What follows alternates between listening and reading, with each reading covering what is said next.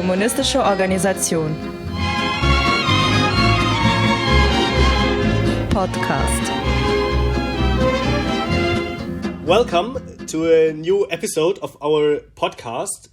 Today we have a special guest from the Socialist Movement of Ghana, Comrade Kyeretwie Opoku, the convener of the Socialist Movement of Ghana. Thanks a lot for your time and welcome to our show. It's a great pleasure to be here. Together with my comrade Leah, I will lead through the podcast today. We have an exciting episode ahead of us, as far as we think at least, to bring us through an understanding of the ongoing struggle against imperialist oppression with a background of the colonial history throughout Ghana's independence in 1957 under the leadership of the great pan-africanist Kwame Nkrumah and up to today and the ongoing grip of a tight neo-colonial system that operates in hostility to the Ghanaian people. Unfortunately, there's little knowledge and debate overall on the very rich history and struggles of the African peoples in the communist movement in Germany, and that, although Germany plays a very active part in the imperialist subjugation of African peoples.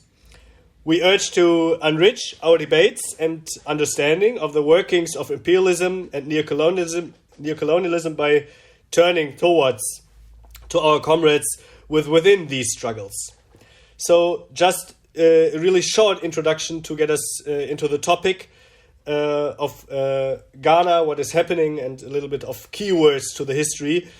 Ghana recently experiences a devastating economic crisis. The rate of inflation grew up to 40%, I think, in May this year. The Ghanaian currency, the cedi, lost immense value. The current government turned to the IMF for a loan, as the Ghanaian government did repeatedly from the beginning of the so-called independence. In fact, it would be, I think, the 18th time, but please correct me, for another IMF loan for Ghana.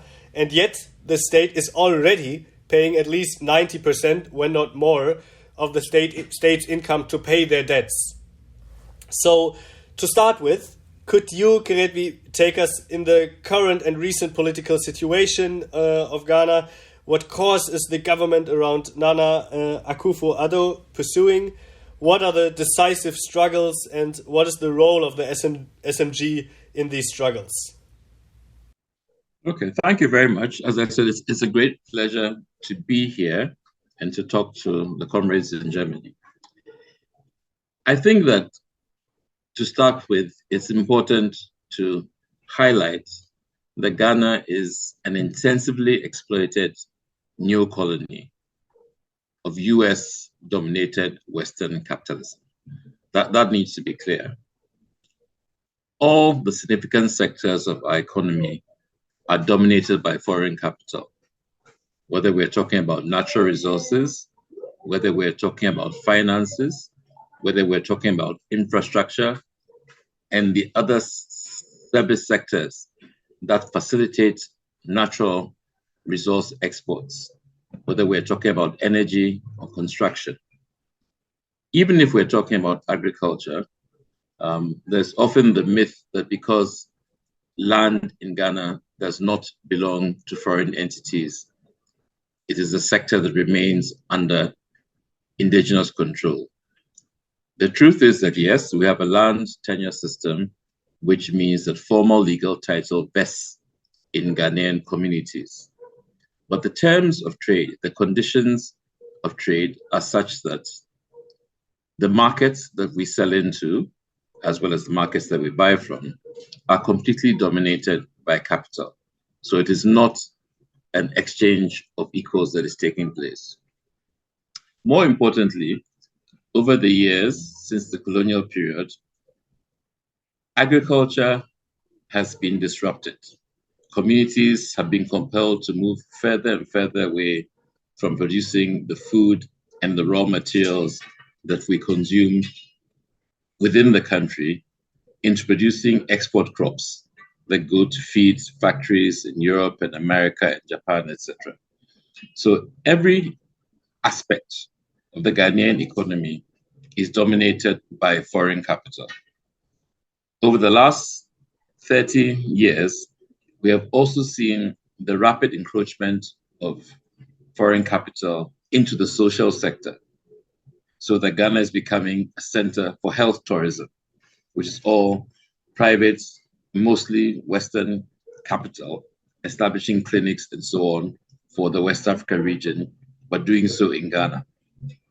We see that happening in the education sector too. There's an influx of elite educational institutions into the country, which means that resources that should be available for teaching and learning within the Ghanaian school system are being skewed towards the elite foreign-owned sector. Okay, so that's the basic introduction to what the economy is. Now, our national politics is dominated by a comprador elite. It is dominated by people whose individual fortunes and whose social standing depends entirely on subservience to imperialism. And these are people who really cannot imagine any other world, a different way of organizing society. And this is the case even for the sort of liberal left who pay lip service to issues of national independence, who pay lip service to pan-africanism, who pay lip service to self-reliance.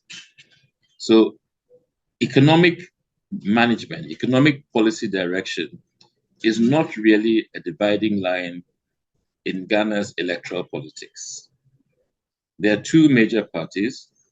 Both of them support the neoliberal dismantling of the Ghanaian states and the penetration of capital into all the different sectors of our economy, both commercial and social. Both of the major parties, in fact, all the major parties, support our subordination of economic decision-making to what they call the international markets, or to the institutions that police performance in these international markets. For example, in the way the IMF polices financial markets and make sure that countries prioritize private debt repayment over meeting the needs of their citizens. Okay, so both of the entire political establishment is neoliberal in its outlook and in its practices. There are differences.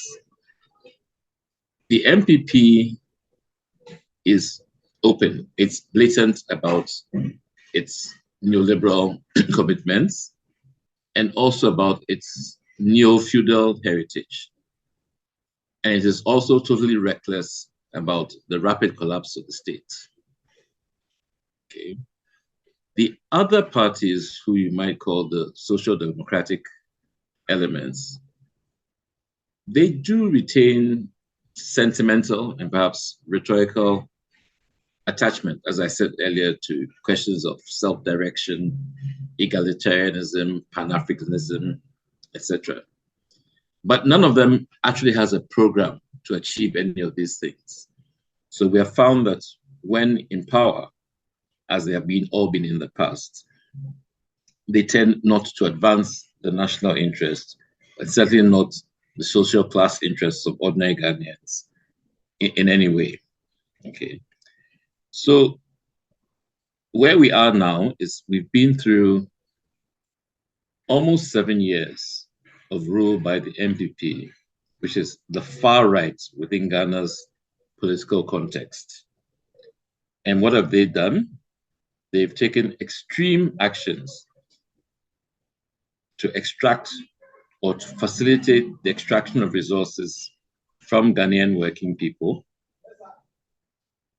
and the transfer of those resources to foreign entities.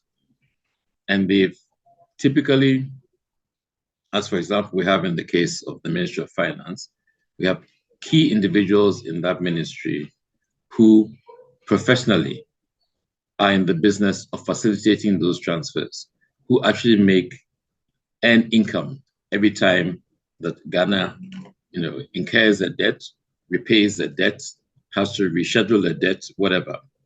So that's where their location in the economy of our country is. Now, they sought really to borrow their way out of the structural crisis of Ghana's economy.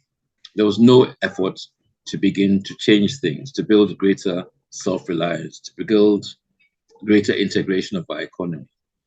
They believed somehow that simply by borrowing resources, they could keep the charade going. Unfortunately for them, by 2019, Ghana was bankrupt. The bankruptcy did not become apparent because, luckily for them, the COVID crisis hits the entire world. And in that context, significant resources flowed into the Ghanaian economy by way of relief, by way of World Bank loans, by way of support from the European Union, China, and so on. So that bolstered the situation for a bit. Then, as the crisis was crystallizing again, there was the breakout of the conflict in Ukraine, which disrupted global markets, particularly global grain markets, and provided a second set of excuses for the Ghanaian economy, for the management of the Ghanaian economy. But the markets are cruel, the markets are unforgiving. So that by the middle of last year, Ghana's credit ratings had started to collapse. Its credit ratings with the Standard & Poor and all those people. And lenders had begun to demand more money, higher interest rates to lend to Ghana. The foreign exchange traders had begun to devalue the cedi. They had begun to demand more and more cedis to buy every single dollar and so on. It got to a point where, as you mentioned yourself, we were now spending, our entire national income on debt repayments, debt servicing, and on public service emoluments.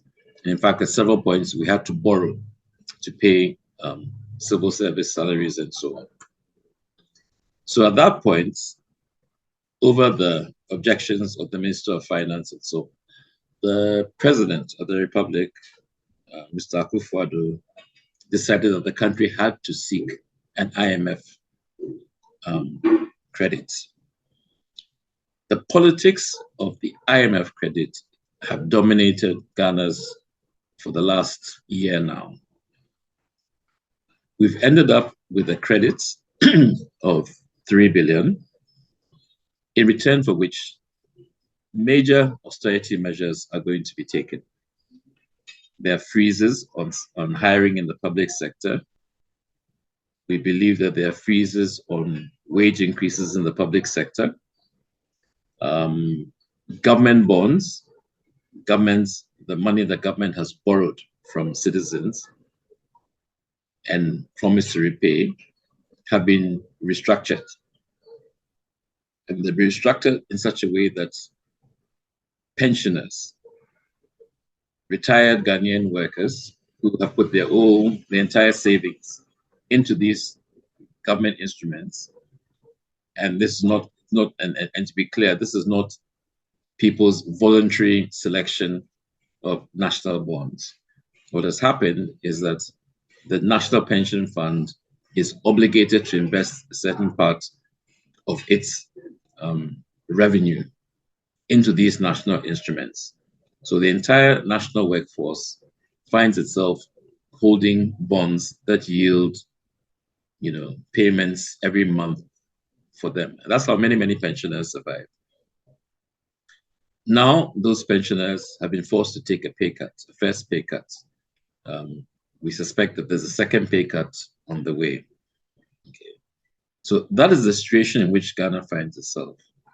Every month, we are threatened, for example, at the moment, we are threatened by the cessation of crude oil supplies to the energy sector, such that we will no longer be able to generate power, and we might face rolling blackouts for the foreseeable future. It keeps getting postponed at the last minute by some government intervention, but the threat remains. At the moment, and of course, if power goes, water will go, transportation will go, everything. At the moment also, with effect from next week, the organized labor, that's the Trades Union Congress, and other important workers' associations who are not members of the TUC, including, for example, National Association of Teachers, including, I believe, the Ghana Medical Association, etc., have announced a national general strike. So there's a major social confrontation coming with the Akufo-Addo government. At the same time, there are elections in, I think, 18 months, in December next year. And the parties are gearing up to fight this election. There are deep concerns about the levelness of the playing field, because there's evidence, there are precedents of the MPP administration interfering with the electoral process and using the Electoral Commission, the police, and many believe the judiciary to ram the results favorable to them through. So this is the kind of situation that's the national situation in Ghana today. Political competition, political party competition is actually a bit of a sideshow. It's a sideshow because, as I said earlier, the main parties are all pro-neoliberalism.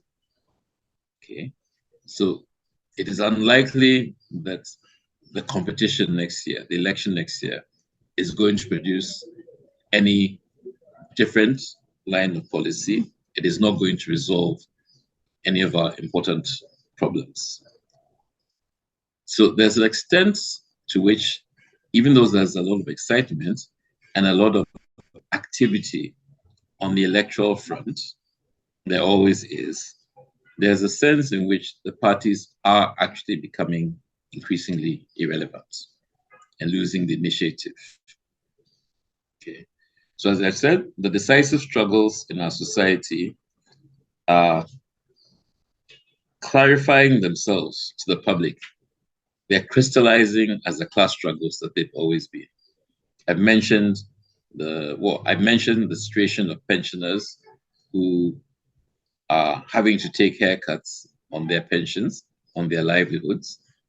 And you've seen, for the first time in many, many years, a process in which all these retired civil servants, including, for example, a retired Chief Justice, are picketing, are staging sit-downs at the Ministry of Finance to protest what they believe, what we all believe, is an irrational and illegal process where the government is seeking to penalize ordinary working Ghanaians for its own profligacy, for its own overborrowing, for its own corruption and misapplication of funds.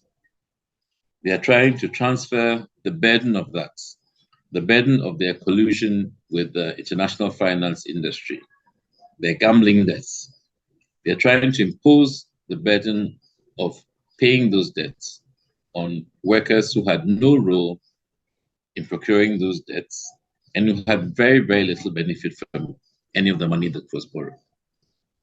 So there's a resistance from pensioners, and it doesn't matter in that context whether you were a messenger or a driver in the civil service, or, as I've said, whether you were a Chief Justice.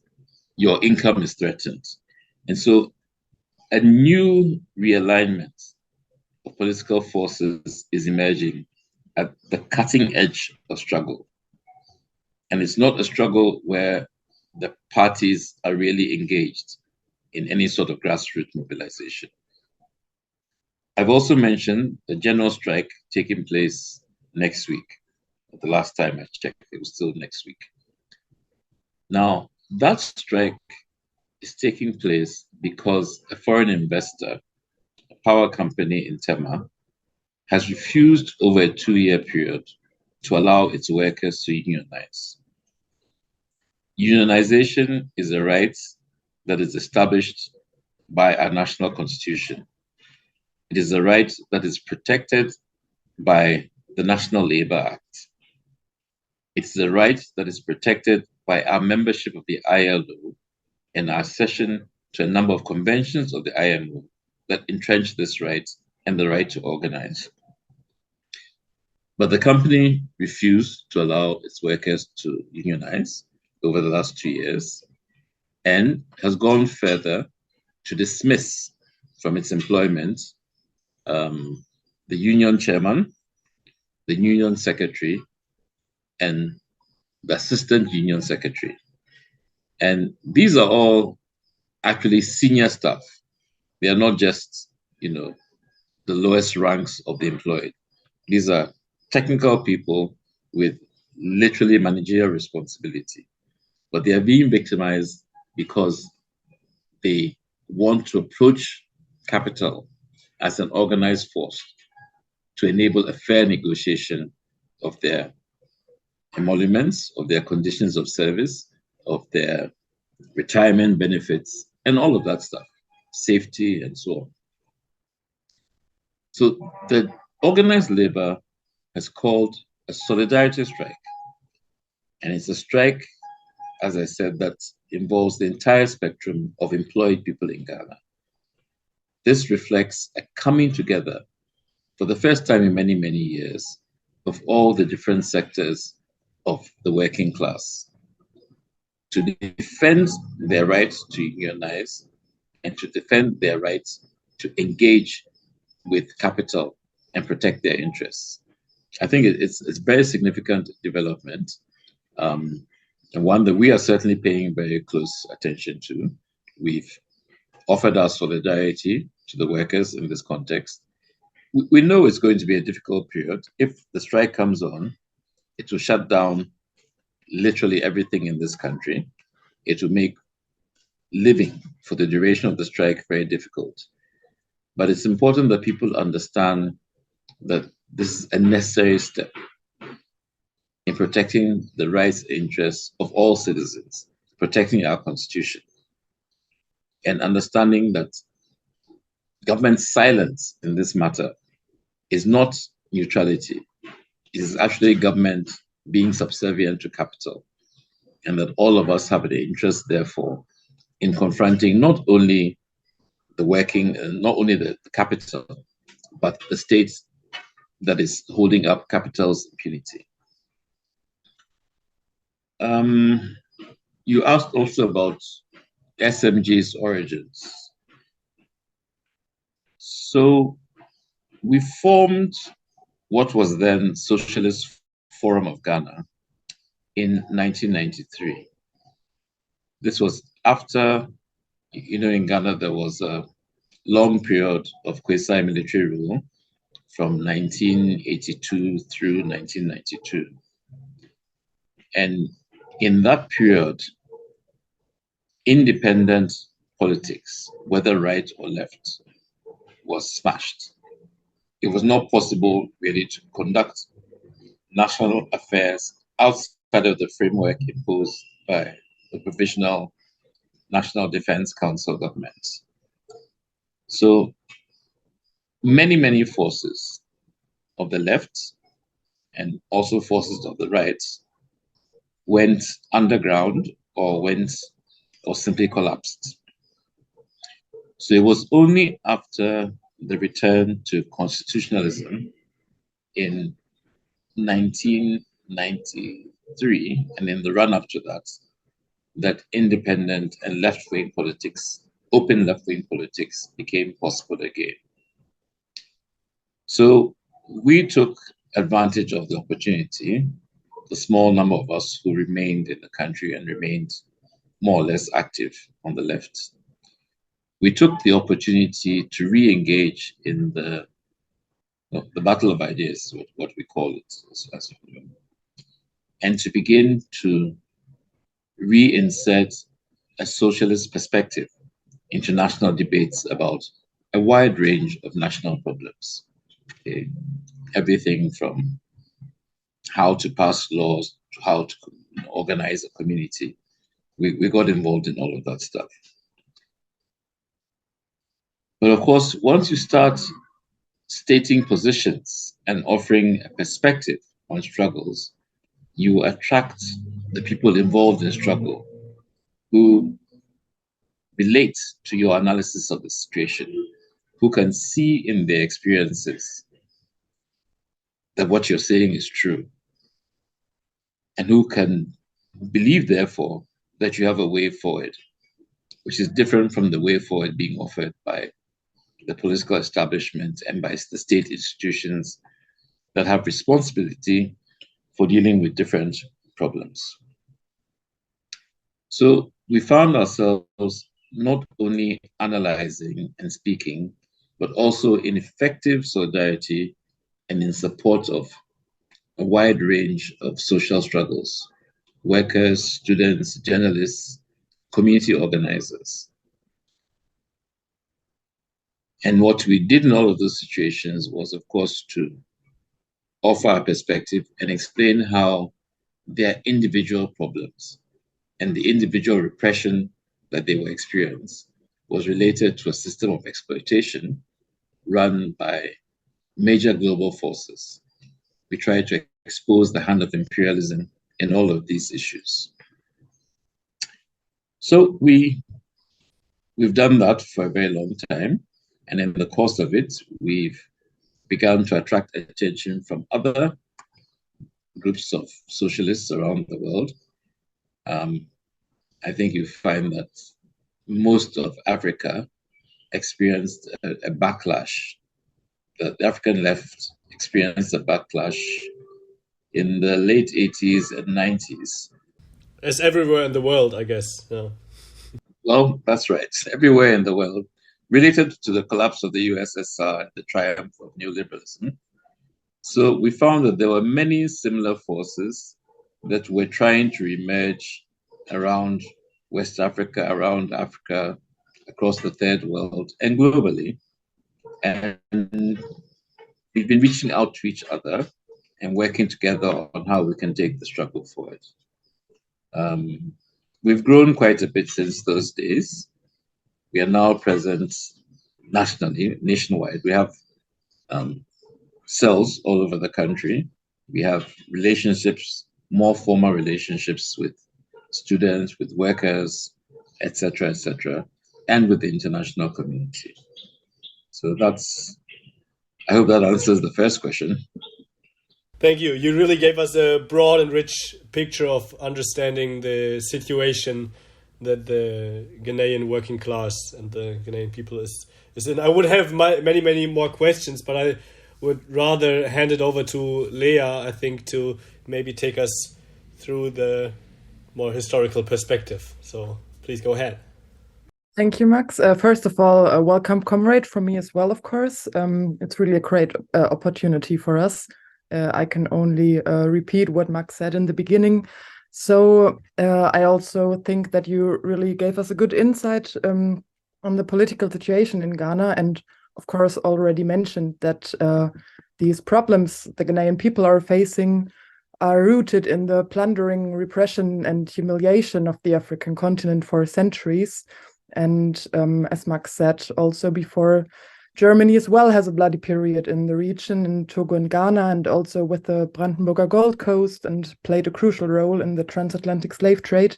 So maybe at first it would be helpful for us if you could give us maybe a short overview of the colonial impact, especially under the rule of Great Britain, and how under these circumstances the independence under Nkrumah could be reached.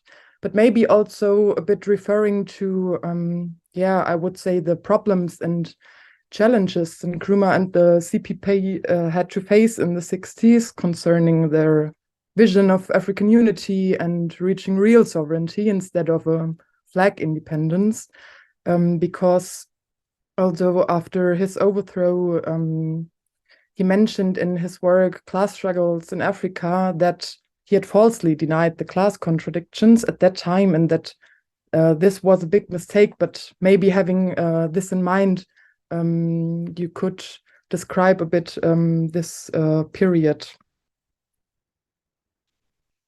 Okay, I think that to understand the impact of colonialism, we have to step back a bit to the period of the transatlantic slave trade, because colonialism was not the beginning of Western Europe's disruption of our lives in Africa and at all.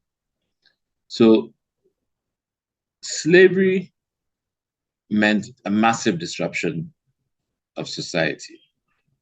At the time that the slave trade started, you had a process in which indigenous African empires, some of them themselves slave empires, were emerging and collapsing across the continent. There was a concentration of people, cities were developing, technology was developing, different forms of non-pre-capitalist industry, guilds and so on, were emerging. The slave trade and the slave raiding that was required to feed it disrupted all of that. It disrupted all of that.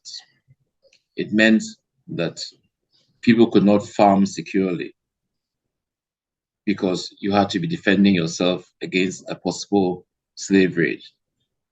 Or people were being mobilized to raid other people. So production stopped. It didn't stop all completely, but production was set back significantly by slave trading.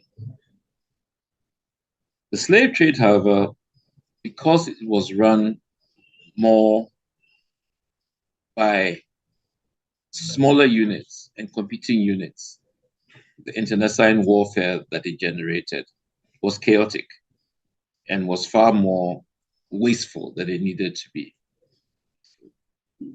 It collapsed because of the resistance of slaves in the New World, places like Haiti, 1804, continental United States, and countries like Brazil and so on. There was significant slave resistance, which made the cost of slave-based plantation farming just too high. The cost in terms of lives, the cost in terms of security systems, etc., etc. But it also collapsed because of the emergence of industrial capitalism in North America and the fact that the North needed wage labor. The North needed people to be freed from slavery in order to participate in their industrial revolution as wage earners, as directly exploited wage earners. The events that led to the US Civil War and so on. So with slavery in crisis and collapsing, the slave trade was also in crisis and collapsing. So the emerging European capitalist countries needed to find a replacement for the income, the capital accumulation that slavery had enabled for them and their factory development and so on. And their states also needed a replacement for the income that allowed them to subsidize, and I use that word with a great deal of cynicism, but to subsidize Europe's working class and subdue its own revolutionary potential. So the super exploitation of Africans enabled the European capitalist class to prevent revolution amongst its own working class. Okay. So colonialism took over from the slave trade and it was managed by European states, not just rival groups of merchant traders.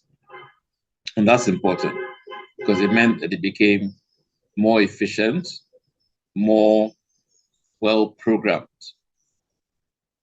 And what it did was where slavery had simply disrupted production, colonialism began to direct production. It took over land, it seized land, productive land from the native people. It seized natural resources. Where it could not directly seize them, for example, in South Africa, take South Africa for example, the white settlers simply seized 73% of the land. Just like that, now it belongs to white people. Only white people can own 73% of the land. Black people, being driven off the land, now had to go and work in the mines, work in the European industry, and so on. The same process happened even in places where there were no settler communities, because even if you did not own land, once the colonial government asserts an administrative right to manage the distribution of land, you have the same effect. So land then becomes available on a concession basis to giant mining companies. It becomes available on a concession basis to agrarian, to agricultural companies, and so on. So colonialism represents a much more efficient and much more intrusive attack on African economies. Slavery weakened and disrupted everything, but colonialism involved taking it over and subordinating it more directly to the needs of industrial capital in Europe, and of course, eventually to finance capital. Now, they did this by creating colonial states, the different African powers, the different European powers, the English, the French, the Germans, the Danes. Everybody was here at some point. And they established colonial states. And within those states, they built up systems. And those systems are still very much the systems that are in place today. So civil services, the police systems, the national armies, and so on. These are all institutions that were designed and established by colonial powers and designed for the express purpose of facilitating the exploitation by European companies, not on a pan-European basis, but the Brits were facilitating British exploitation. France was facilitating French corporate exploitation, etc., etc. Because they had not, capitalism had not yet achieved fully imperial status. Many capitalists were still operating at the level of the nation state, of dominating their own nation states. And therefore, the colonial process was a competitive one amongst the different powers, which led eventually to the Berlin conferences in the 1880s. But the point that I'm making is that colonialism the method of colonialism was as violent, was as evil, if you like, as the slave trade, but it was executed with greater industrial efficiency than slave trading. And it resulted not only in the subjugation, the physical subjugation of African populations, but it penetrated into systems, the systems that run the country, the systems that were in charge of education, for example, and the church and all of that. All of these have in their DNA a certain attitude towards capital, towards domination, which presents the virtues, which presents being a good colonial subject as a virtue. Okay. Now, once colonialism had actually built up these structures, then direct political control was no longer as important as it was at the end of the slave trade. because it was certain they could rely in many cases on the continuation of the systems by the local populations, the local politics itself. People had been taught to think in a certain way, to respond to institutional power in a certain way. Okay. So at a certain point, classical colonialism, traditional colonialism, was useful, but it was no longer essential for the colonial enterprise to continue. And by this point, capitalism itself had entered into its full imperialist phase. Okay. So you reach the point where global consolidation had advanced so far that it was no longer really possible for national governments to constrain the operations of the big companies and the big banks and so on. They no longer had any real, they had sentimental attachments and so on, but to a large extent, they had outgrown their national cradles. And so you find that by the two great wars of the 20th century, World War I and World War II, at some level, those were about how we control the third world, how we control the colonial estate. But by the end of those wars, it was no longer possible for European countries, European states, to exclude the US. The US, of course, had not been a traditional colonial power. In fact, the US was itself at one point a colony of Great Britain. But by the end of the 19th century, things had changed in which a new globalized capital, led by US capital, partly because Europe had fought these two wars and diminished itself and no longer had the capacity to hold on to its colonies, emerged. So the process of decolonization, of formal legal decolonization, surrendering direct political control, began after the Second World War, after Europe really couldn't fight. Different colonial powers approached this process in different ways. And if you study African history, you can see just how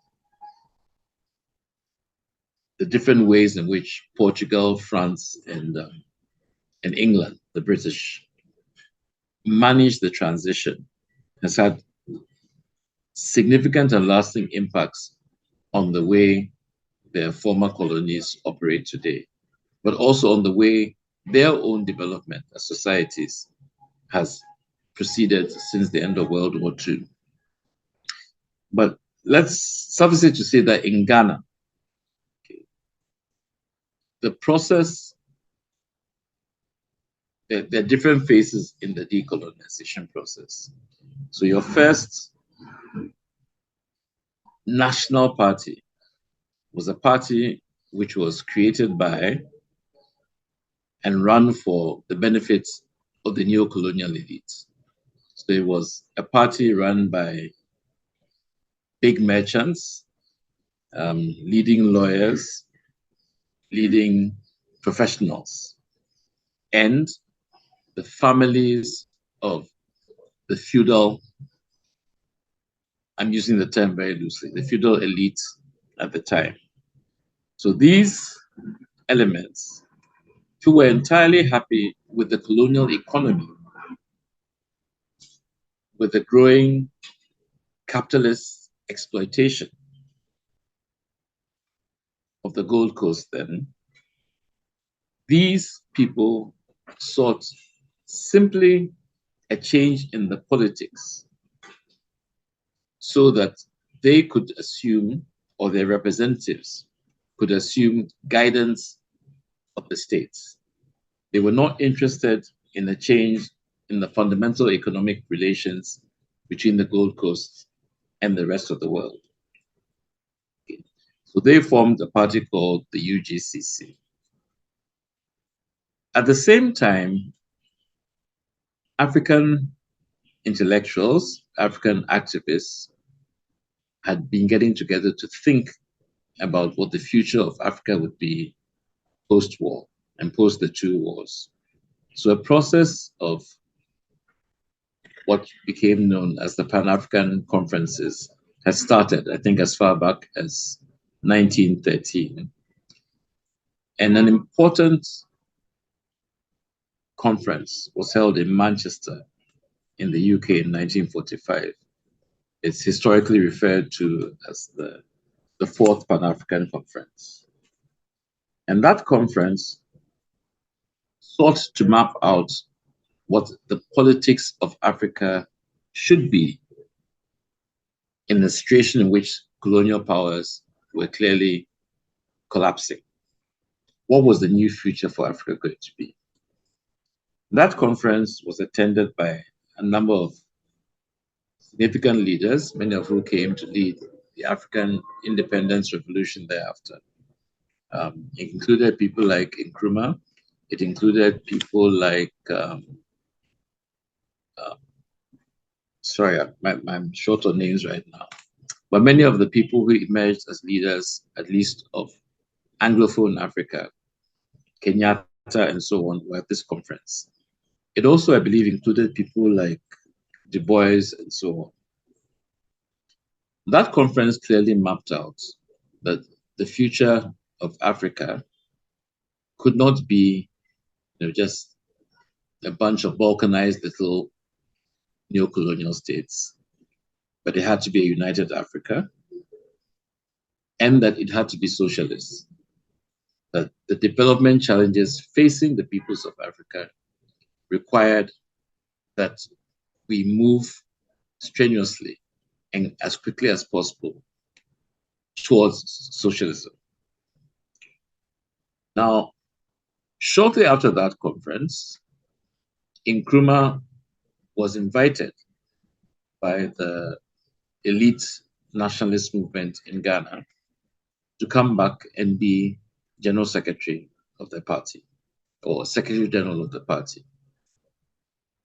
There was a discussion amongst the members of the Pan-African Conference, and it was agreed that Nkrumah, against his own instincts, should come back to Ghana, should accept the position of leadership, and should try and build a coherent nationalist movement in Ghana that was progressive, that was Pan-Africanist, and that was socialist.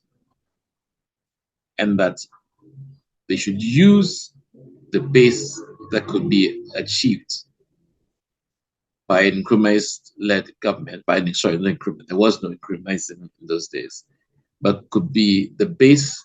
They could use Ghana as a base for liberating and transforming the rest of Africa.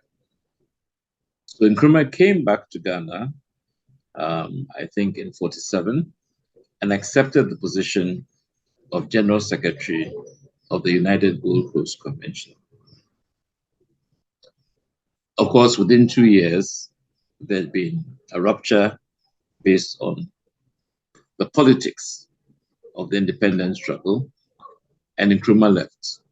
Nkrumah saw the independence struggle as being a mass struggle, as being a popular struggle that involved all the people who were oppressed by colonialism, all the people whose economic and social aspirations were stunted by domination of Britain. And that was literally everybody. The UGCC gentlemen wanted a limited independence, literally a private discussion between themselves and the British government, in which power would be handed over to them to keep the Gold Coast stable and continue to facilitate exploitation. So within 2 years, there was a rupture. Nkrumah went off to form the CPP and began a struggle for, as the slogan then was, self-government now, whereas the UGC slogan was self-government in the shortest possible time, some such waffle. So that really is where the rift came, And that's how Nkrumah came to lead a national independence movement based in Ghana. Now, Nkrumah, as I've just explained, was from the beginning an internationalist. He did not start from any sort of tribal or sectarian position to fight for independence. He was not a representative of business. He was an internationalist. He spoke for the worldwide community struggling for a better world. He recognized, and as I've said, it was a position of the Pan-African Congress, that the tiny, underdeveloped nations that would emerge from the anti-colonial struggles would not have the capacity to defend their interests against capitalism. They would not be able to build self-reliant economies. They would not be able to build effective military and foreign policy institutions. They would not really have more than what we call flag and anthem independence, i.e., you have a new national flag and you have a new national anthem and you have a black face sitting in the governor's mansion, but all the decisions, all the shots are being called from Europe. So Nkrumah's position from the very beginning was that Ghana's independence, there was a famous statement by him on the day of the Declaration of Independence, that Ghana's independence is meaningless unless it's linked up with the total liberation of the African continent. So that's the context in which Nkrumah saw Ghana's independence. Nkrumah was not consistently, for many years, a socialist. He believed, unfortunately, that having handed over the reins of government, the British would then do the decent thing and help their former colony to develop. He learned through bitter experience that there was no chance of a rapprochement. There was no chance of realignment or forgiveness. And the Brits were solely interested in maintaining their grip on the economy of the nation. And so by 1960, it was an open defiance of the West. The Pan-Africanism was not new, but the rhetoric around it, the level of resources that were being pumped into it, were considered much more worrying by the West. There's a lot of correspondence, some of which we've published, between the UK, the different ambassadors and high commissioners around Africa, in which they're discussing the threat that Nkrumah poses. Not a threat of any sort of radical economic change, because Ghana was a profitable colony, but it was not unique and it was not overwhelmingly powerful. Britain could have afforded to lose Ghana's wealth, in a sense. But it was the example that Ghana, under Nkrumah, was setting for other African countries that were gaining independence, that worried them. So the correspondence between Whitehall, ambassadors in Addis Ababa, ambassadors in Nairobi, high commissioners in Nairobi, etc., spelled out very clearly that Nkrumah had to go because he was making Africans think above their station. And that if we did not intervene immediately, Europe would have the danger of a united Africa whose youth were demanding a progressive agenda. So that's why the West was so intent on toppling Nkrumah. It was a fear of pan-Africanism, not so much as a fear of anti-colonialism in Ghana. And you see also, Nkrumah made strenuous efforts to build different forms of African unity, not just the AU, which itself was a compromise. But for example, the union of states between Ghana, Mali, and Guinea, there was a process through which those countries sought to merge their politics and their leadership. That was worrisome. And you notice, for example, it was when President Lumumba decided to join that new emerging nation that he was toppled in his country. And thereafter, planning began in earnest for Nkrumah's overthrow. So that was the West's agenda. The West was attacking Africa through Nkrumah, not just attacking Ghana. Why was Nkrumah susceptible to these efforts? I think it's important to understand that Nkrumah led a nationalist movement. It's one thing getting people to mobilize against an obvious physical representation. A white colonial governor is clearly not one of us. It's very easy for people to see capitalism through its various manifestations like colonialism. It's very easy for people to think that their problem is with the British government or the British Queen at the time, and not have a full understanding of what those institutions are fronting for the power of private capital hiding behind those institutions.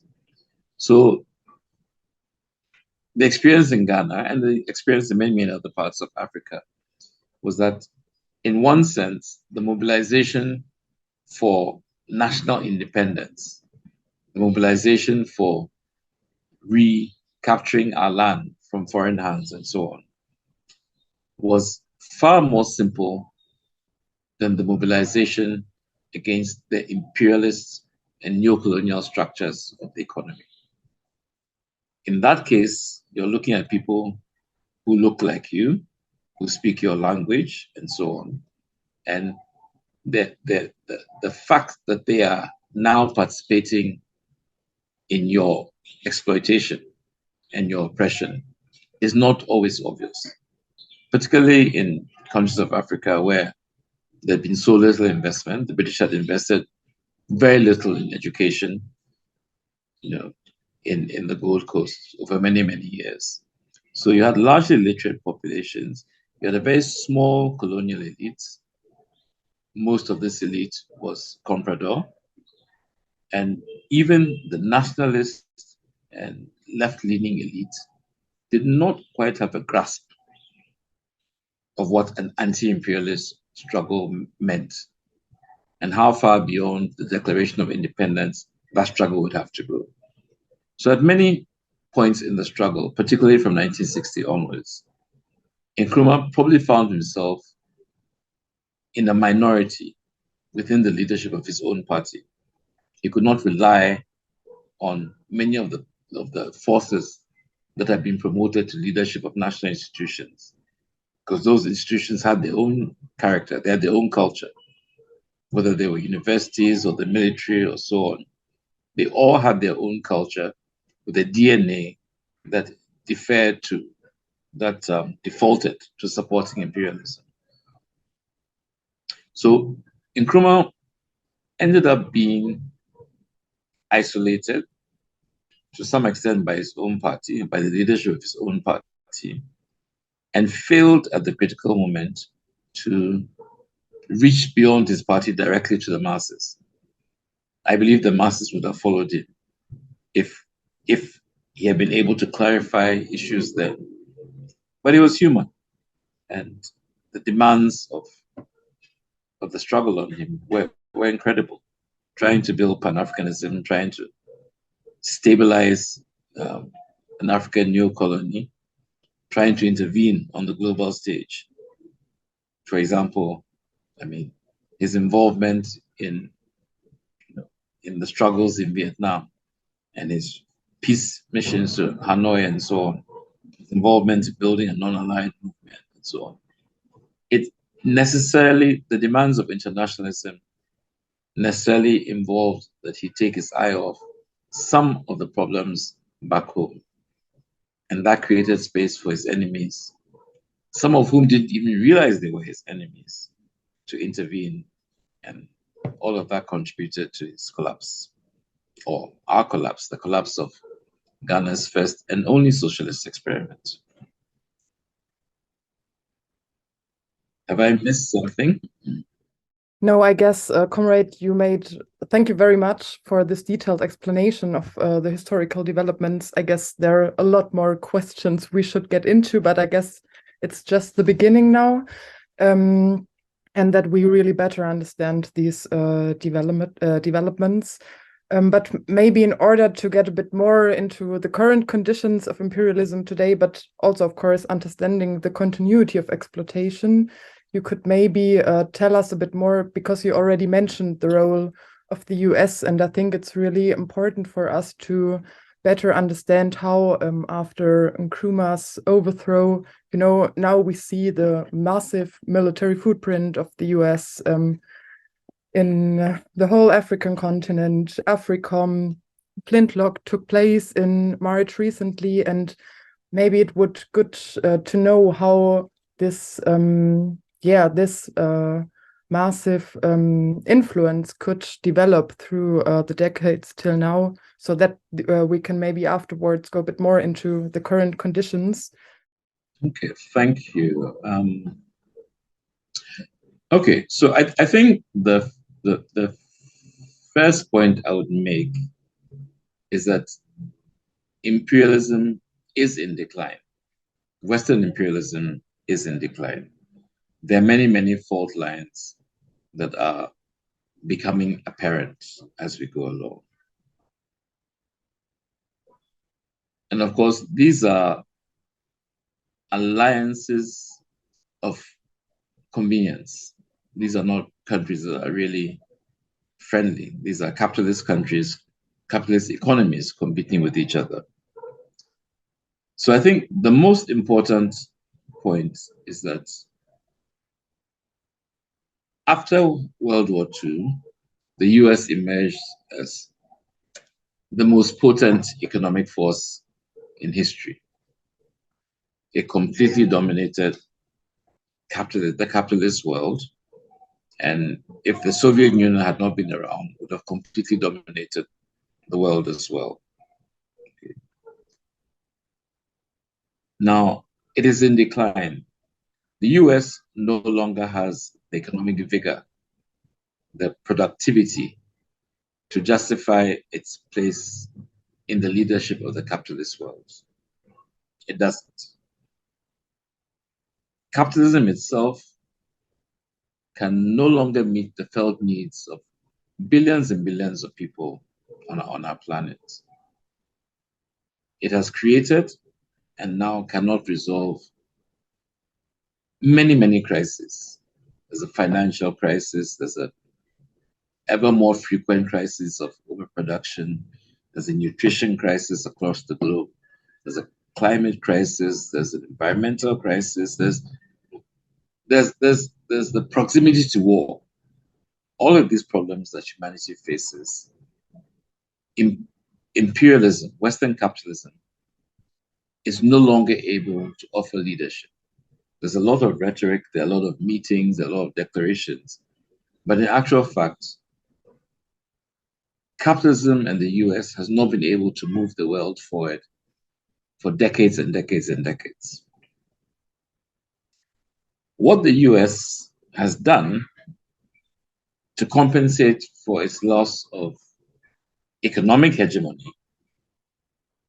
is rely on its vastly superior military resources. Okay. So it lost commercial leadership many, many years ago. It's, but it is still has the largest stockpiles of conventional weapons, the largest military spending, and so on. And so what it's trying to do is achieve by force what it cannot achieve by economic productivity, by innovation, etc., etc. And I think that you see that on a number of fronts. First of all, the US has bullied Western Europe and its Anglophone allies in Canada, Australia, New Zealand, etc.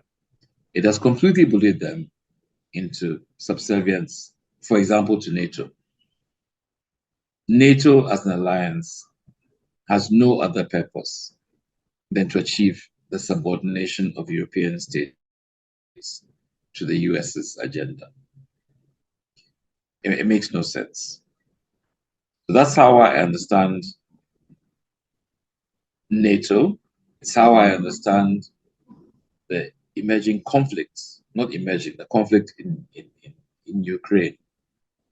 It's how I understand the saber rattling that's taking place in China in relation to Taiwan and so on. It is how I understand also the increasing militarization of West Africa and the Sahel region. This is all the US trying to assert by military power what it can't achieve otherwise. Okay. So that's the context. We're in the phase in which US imperialism, very, very much in its death throes, is threatening to take everybody down with it. It's bullying everybody and saying, if we can't have our way, then we'll blow it all up. So that for me is the background to what is taking place in Africa. You mentioned Flintlock and so on.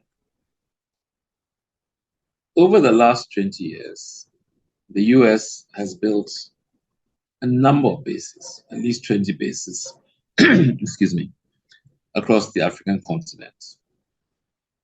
Literally, the entire African continent is covered by potential US firepower. They are doing this for a number of reasons. One, to be in a position to repress direct African challenges, for example, from communities affected by mining that are rebelling against the production relations, that are rebelling against the inherent racism, that are rebelling against the pollution and so on that's being inflicted on them. The US is putting itself in a position, either directly or in support of neo-colonial governments, to repress any such dissent, prevent these communities from striking out in their own interests. That's the first point. Secondly, the US is very, very worried about strategic competitors. The US does not want a situation in which, say, China, and China is the US's main, what the US sees as its main competitor now. But China needs natural resources. China needs large imports of food and so on. And China has a foreign policy that has been, at the very least, pleasing to many, many African countries. China is Africa's biggest trading partner. It is Africa's biggest investment partner. So the US is trying to create a situation in which it is impossible for China or Russia or Turkey or any of its other competitors to access Africa's natural resource wealth on favorable terms in a way that puts them in a position to continue to compete with and in practice defeat the US. Okay. So it's the US interest for a state of warfare to exist within the region, which allows it to play or to pretend to play the role of global policeman. So in the Sahel, what do we have? We have significant social problems that were created by imperialism, specifically French colonialism, issues relating to,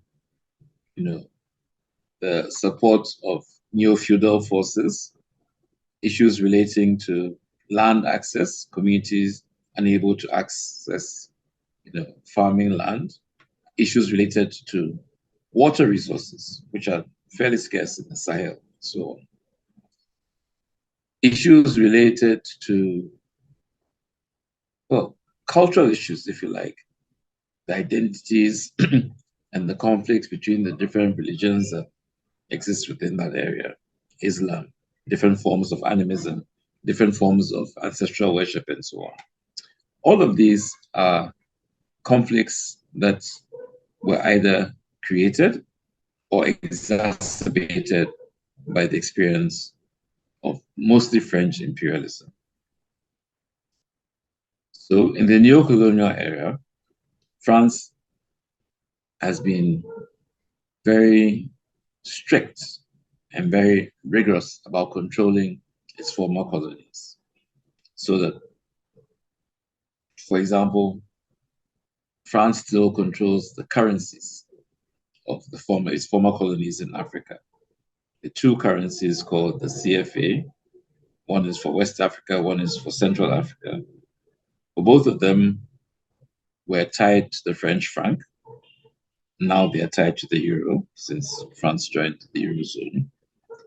And their central banking is done in Paris. Their monies are stored in French-controlled institutions. When they need investment, when they need capital, they are compelled to go to France to borrow at interest on their own resources.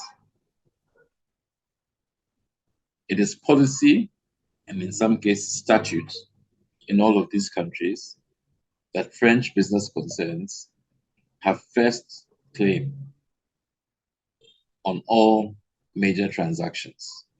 So investment deals, mineral exploration and exploitation, financing, all of these are offered first to French concerns before others can be considered.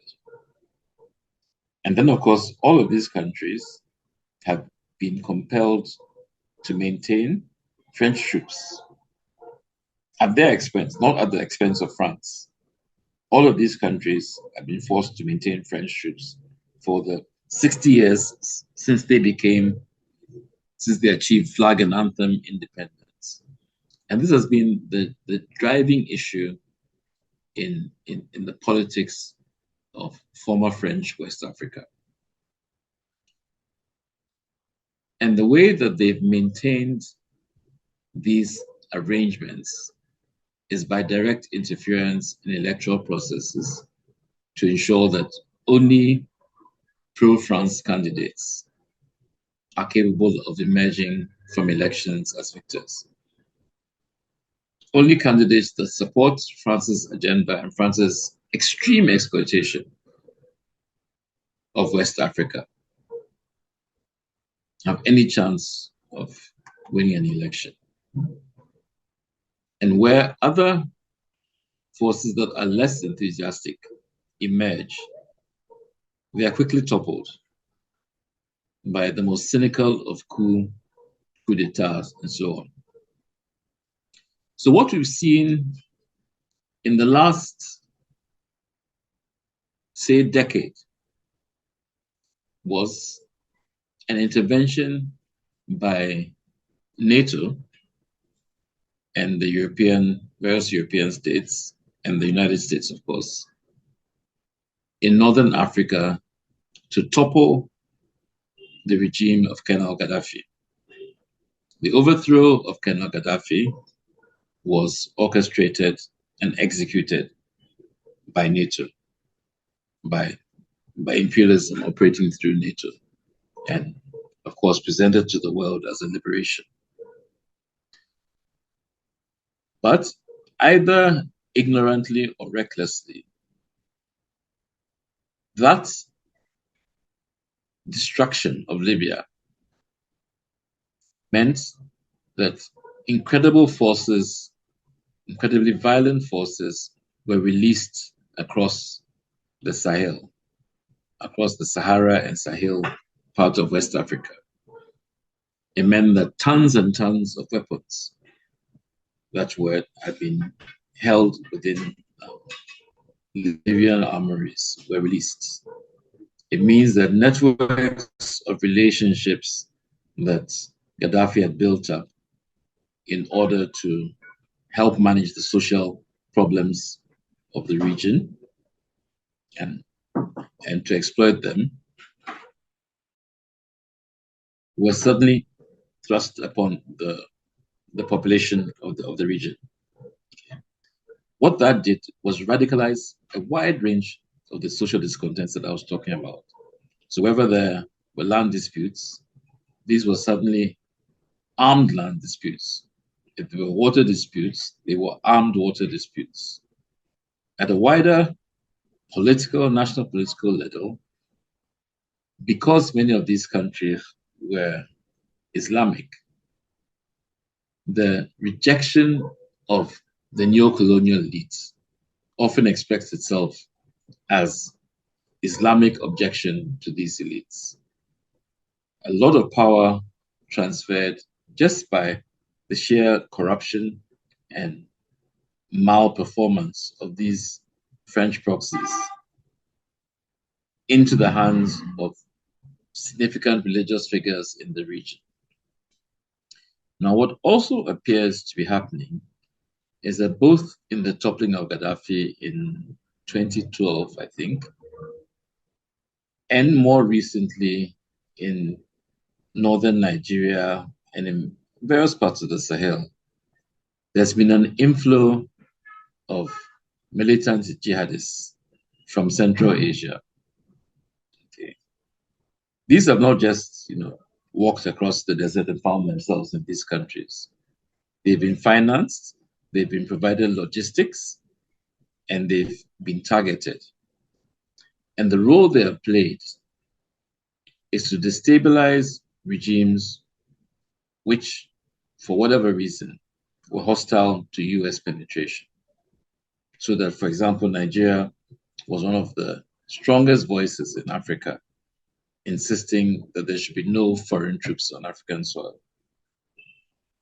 and that Africans had a right and a duty to defend themselves, and that foreign troops of any color represented colonial domination. We've reached the point now in which jihadists, many of them, Nigerian citizens, but also commanded, led, and resourced by professional, military figures from the jihadist capitals of the world, have compelled the Nigerian regime to reach out for help. So you have just a classic mafia-type protection racket in which imperialism funds people to destabilize these countries and then rushes to the rescue or rushes into the situation and presents itself as a savior. So you've had that across the Sahel belt, northern Nigeria, all the way into Guinea and so on. It has not been enough to save French imperialism. French imperialism in Africa, or at least certainly in West Africa, is on the retreat. It is being driven out country after country. That is the situation that has taken place. That's what has happened in Mali. Mali has experienced instability.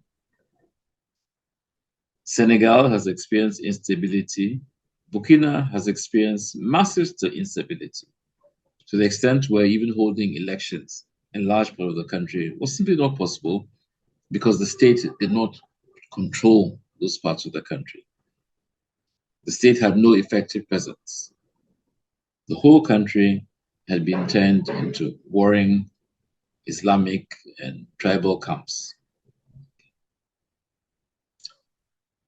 So that's the situation that we're confronting.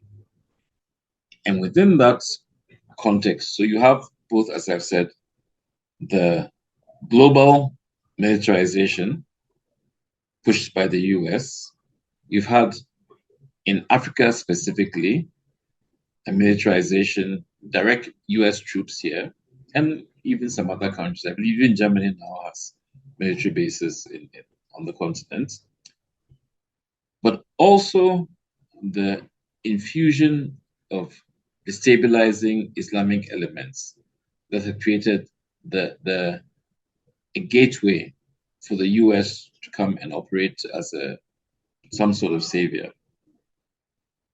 So you have countries like Ghana, which now, since 2018 or 2017, under this MPP government, have created a military base for the US. Of course, they insist that it is not a base, but the US now has exclusive use of one terminal. The US Army now has exclusive use of one terminal in our national airport. Okay. In that airport, the US service personnel and US military contractors have unlimited access to the country. They fly in, they're not even required to present passports. It's enough for them to show a Department of Defense ID card. So with that, they can enter into Ghana. No Ghanaian immigration official can stop them and ask questions. No Ghanaian customs official can ask what kind of ordnance, what kinds of equipment, weapons, and so on they are carrying. And they can drive those out of the airports and vanish with them into the night. They are also able to use this airport terminal to operate in the rest of West Africa. So troops and ordnance are coming into Ghana. Troops and ordnance are flying into other regions. We hear on the radio and on the TV reports, and of course on the grapevine, we hear the reports of different engagements, different combat engagements undertaken by the US. Okay. We have no way of knowing whether these are the troops that are operating from within Ghana or not. We suspect they are, we believe they are, but the evidence is not available. Our state as a state does not have the right to inquire into what these countries are doing, into what these troops are doing. A state as a state, which is supposed to be a sister state to all these countries, all the other countries in ECOWAS, which is the economic community of West African states, is allowing a foreign military power to conduct combat operations against forces within these other sovereign states. And we have nothing to say about it. But we worry that we may somehow be caught up in the conflict. Of course, we will be caught up in the conflict. By presenting ourselves as a military resource, a military base for attacks on them, it is not far-fetched to believe that these combatants will see Ghana as a legitimate target. And that is what is happening. There's now a huge panic in Ghana about the likelihood, if not the occurrence already, of intrusions of militant jihadists through Burkina Faso into the northern parts of Ghana, into other parts of the country. So this is the sort of military situation. And as you said, it's not just so military bases across the continent, instigation of conflict across the continent, and then response, which is legitimized in terms of the conflict which they probably created themselves. So you have events like Operation Flintlock, which I believe is the largest joint imperialist military operation on African soil in history. So everybody was there from Europe, the Americans were there, even the Japanese were there, conducting naval, air force, and land operations. Okay. And they're doing all of this, in open public. They're holding receptions and embassies, and they're driving around town in their uniforms and so on. So what you see is, as we sometimes analyze it, is that the colonial enterprise never changed, never lost its violent undercurrent and sometimes open current. And that what has happened is that the failure of US subordinates like France to manage their colonial estates has led to a situation in which imperialism is considering and exploring the potential of a direct resumption of the colonial rule, direct political governance of all of our countries again. I know it sounds far-fetched, but the reality is when people have troops operating in your country and those troops are not subject to your law. I mean, our treaty with the US government says that any offenses committed by US military personnel in Ghana cannot be investigated by our police, cannot be tried by our courts. So if a US soldier shoots a school kid dead tomorrow, all our authorities can do is hand him over to the US military, and he'll be taken away, and we will probably never know what happened to him, if anything. If they destroy property, if they blow up buildings, bridges, and so on, they cannot be held liable for it. That is a negation of sovereignty. That is a situation in which you have retreated back to the colonial period, where imperialism in the form of the United States government is exercising rights that even the British during formal colonialism did not dare to assert. So that's where I think we are now. If I have skipped any issues, please remind me. No, I think it's very, very insightful and educative for me. It's very interesting stuff. Also, you're bringing all the different parts, I think, together in a very comprehensive way. One thing though that would be very interesting to me, and I know that you've been talking about this matter in several interviews, but since it's such a hot topic, so to say, also in the left or the broader left, considering the role of China in the you've already been talking about it a little bit, but maybe you can elaborate a little bit more of how you see the role of China, because also in our press, but as I said, also in the left movement, it's often considered to be, in a way, a repetition of the old colonial debt trap and whatever mechanisms of colonial dependencies. Yeah, and maybe it would be really insightful to hear your view on that. Okay, China, and you're right. It's an important issue, and you're right that the narrative that is presented is that China is just another colonial or neo-colonial power. But as I've said, it's important to look at the history and understand where colonialism came from, what it sought to do, the relationships it created. And if you look at it from that context, it is clear that China was never an imperialist power in Africa.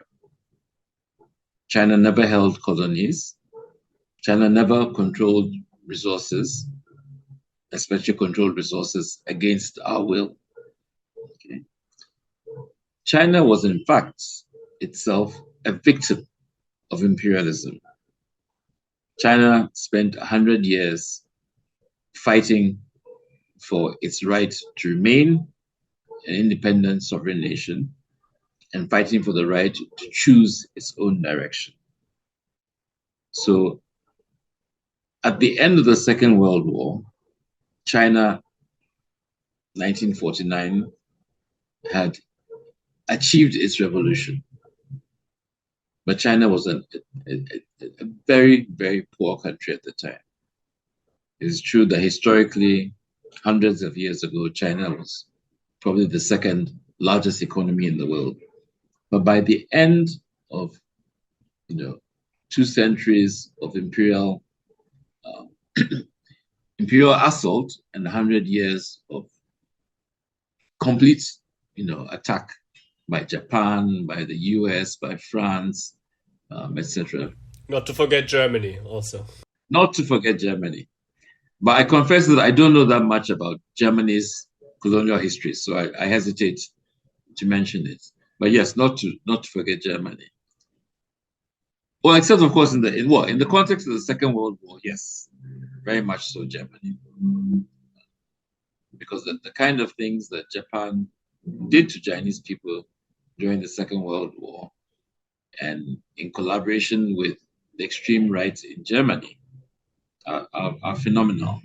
I've had the disturbing pleasure of visiting one of the Chinese war museums, and it's totally horrendous. But the point I'm making is that at the time that African countries began to emerge into independence, or began coherent struggles towards national independence, China was an entirely weak country. It was a large country. It had traditions. It had a lot of coherence, but it was very weak economically.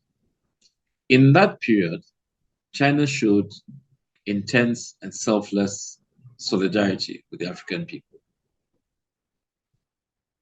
China helped our liberation wars.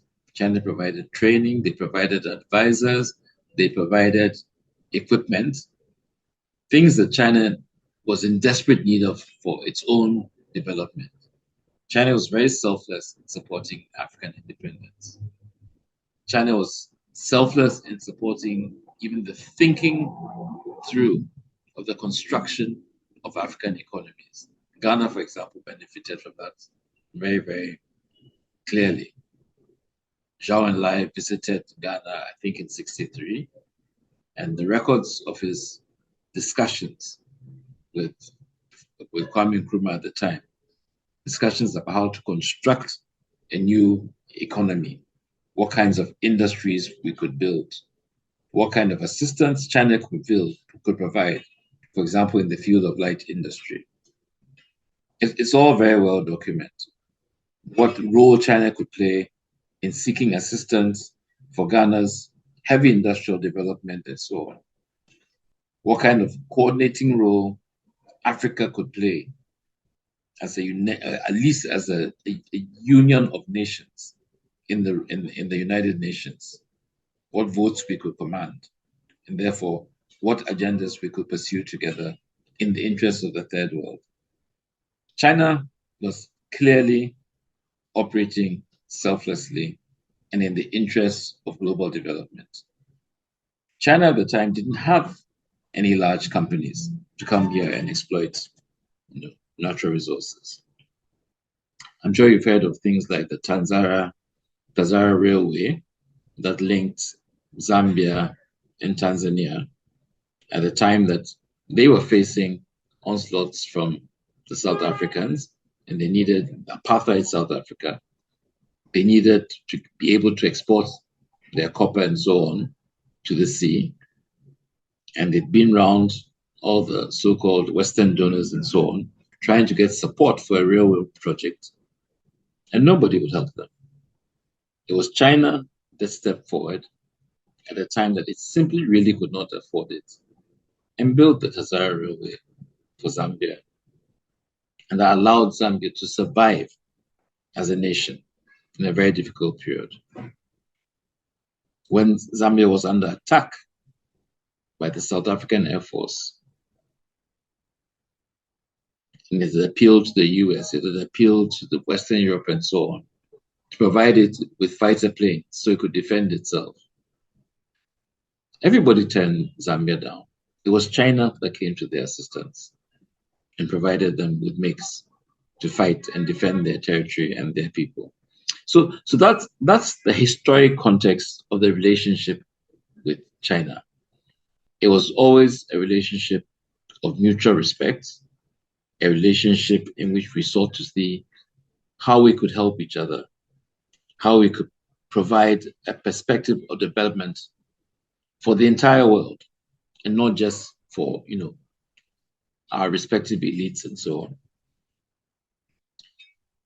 Flashback, well, rather flash forward, many years to the period after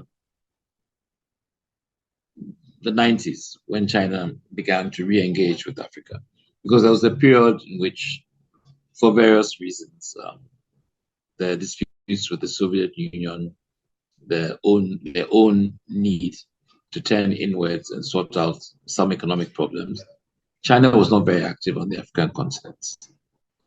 But when they reemerged, and they emerged as a much stronger China, and the China which was experimenting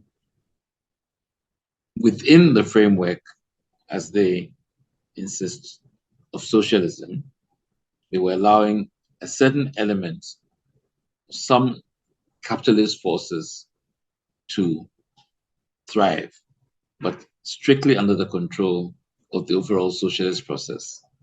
And I think that's something that we need to recognize, that, socialism is a process. Class struggle does not end because a communist party emerges in power. The class struggle continues for many, many years. We saw how it continued in the Soviet Union and how it even toppled the Soviet Union.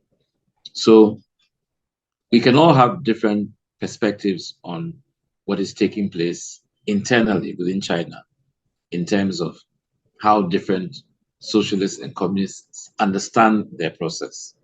But in terms of their relationship with Africa, which is what we're talking about, China's reemergence has been one in which they've showed great attention, great respect, and great support for Africa's development. I think since 1953 or so, this is not a recent development. Since 1953, every single year, the Chinese foreign minister's first travel outside of China every year is to Africa. This is a relationship they've cultivated. I think in the last 10 years, I think the top three, president, premier, foreign minister, have been on the African continent something like 47 times. So the attention to Africa is not in question. Have they sought to own resources? No, they sign contracts. They sign contracts, trade contracts mostly, saying, well, if you supply us this, we can lend the money to build the infrastructure, and what we want in return are raw material supplies. We will pay for those raw material supplies at international market rates. Okay. If you run into difficulties, and we've seen that in Zambia, we've seen that in many countries, if you run into difficulties with loan repayments, China is always willing to sit down and renegotiate. Okay. This is not charity. These are business transactions in which China also expects to have a benefit. China is not just giving away its resources. It's trying to create fair trade and fair investment. China is putting money into things like the Belt and Road Initiative, which go a very long way to uniting the world's infrastructure and making transactions with Africa that have not hitherto been possible. Okay, so China plays a constructive role in Africa. There's a lot of propaganda that suggests that China is simply seizing resources and so on, and that hypes up the problems that do exist. And there are problems.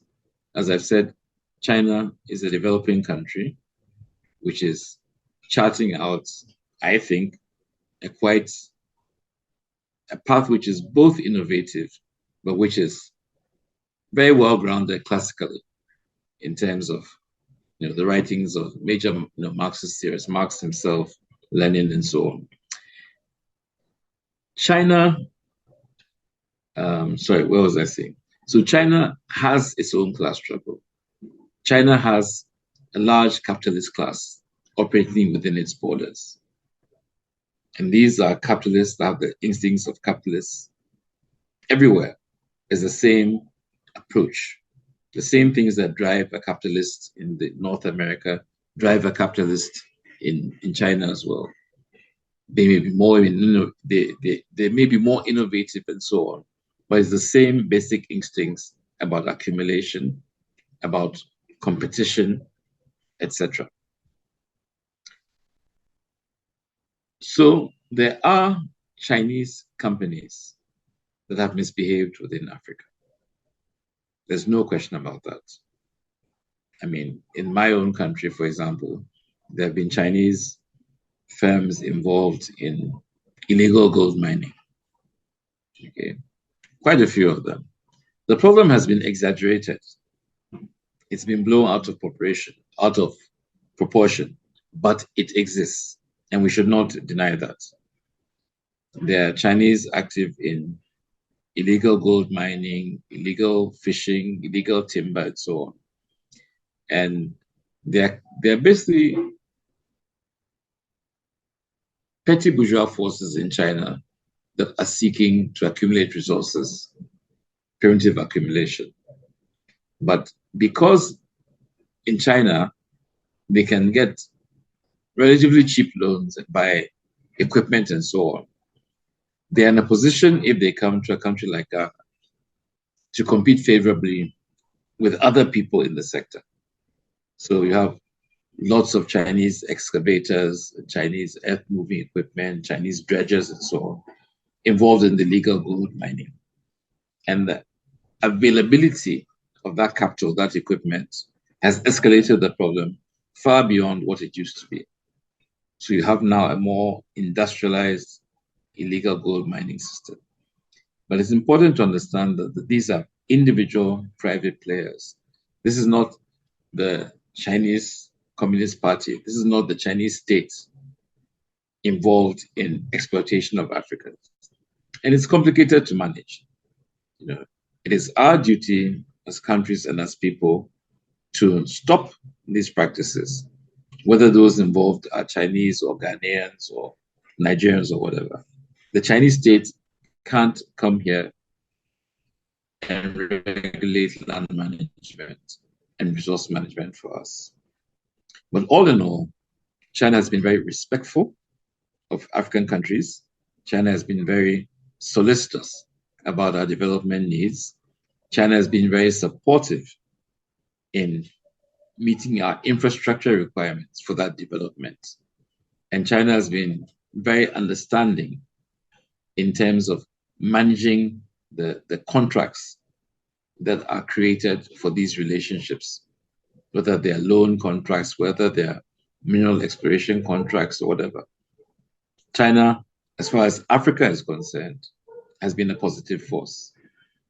And it's been a positive force for many, many, many years. So it's really disingenuous and, quite frankly, a waste of time for Western politicians and Western businesses to spend the amount of time they're spending telling us how bad the Chinese are. We know our history, know what we've experienced. We know what imperialism is. They will not tell us what imperialism is. We know our history, and we can make the difference. We will work with the Chinese. We will struggle with them.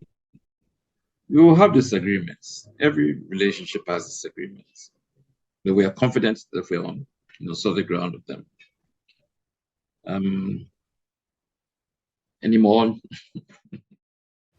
No, it's really instructive, and I think I agree with you very much for the necessity to really put out this very broad historic picture to really understand the concrete relations we are dealing with, and not like fragment things out. And this is always the kind of work that the bourgeois press tries to do, to really put things out of context and not explaining the big picture or the development and so on. So I think that is really an instructive perspective. And I'm afraid we've been using much too much time of you, but that's let us come to the last question and then wrap up. I really appreciate you giving us this lesson of history and struggles. It's really helpful. It is. But for the last question, maybe you can give us a brief understanding of what's the SMG's, the Socialist Movement of Ghana's perspective of the strategy for struggle for now. How is the fight against the neo-colonial structures, the imperialist grip, connected to a struggle towards socialism?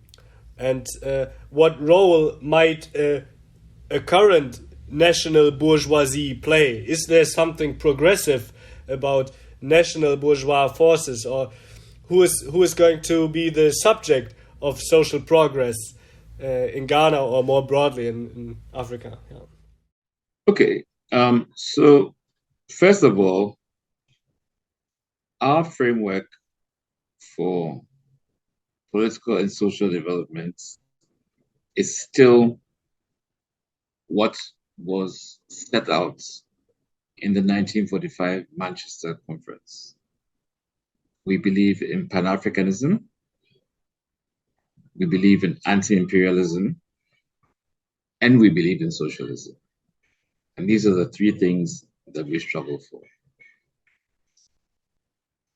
So increasingly, our work is about drawing more and more people into struggle, building more and more networks, geographical networks, but also sectoral networks, if you like.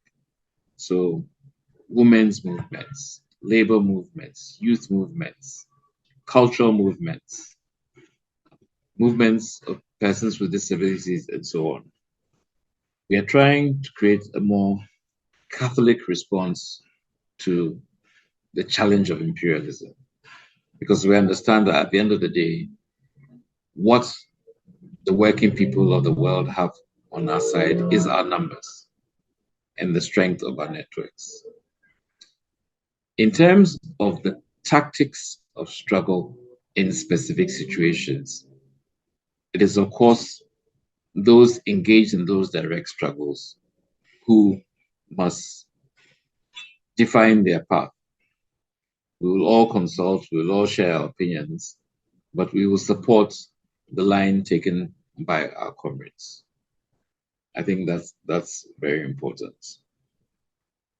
In the different countries, based on the state of development, there are, of course, different forces at play. And in many, many of these countries, you do have significant national bourgeoisie, national capitalists, who will align with you in the context of the confrontation with global imperialism, because their own aspirations as emerging capitalists are constrained, are crushed by the operations of global transnationals. Global capitalism is what it is. It expands, it gobbles up, it destroys, it reformats. So there's very little chance of African capitalist, formations surviving without a direct conflict with imperialist forces.